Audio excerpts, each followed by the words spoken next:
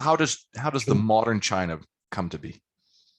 Well, the China that we know is very much the creature of the incredible impact of the Second World War.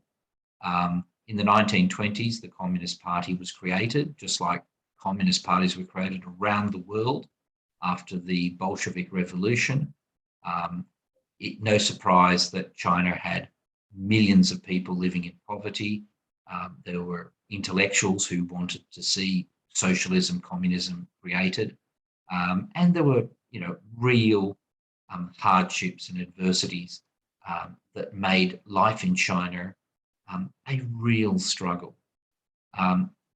China became a communist state, mainland China, I should say, a communist state in 1949 after a very long civil war that happened before, during, and after the war against Japan in the Second World War. So China's a one-party, top-down, collectivist society. There's a few million people who control maybe another 90 million party members, and more than 1 billion people on Earth live in a society which is so different from ours. And China's been a big player in the world ever since the 1940s, but nothing like the last 20 years. This has really expanded their impact.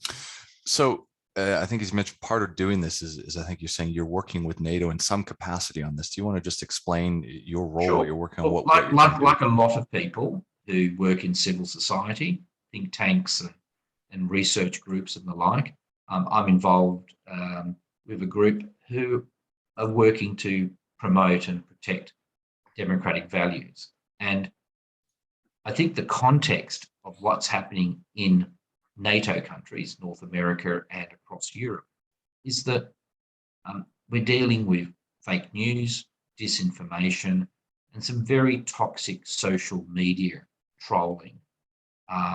It's no surprise that it happens to come from certain countries which are not liberal democracies, they're not free countries, and also criminal groups and others who work or are aligned to interests that are against our sort of types of democracies. So that's what I'm doing in one area of work.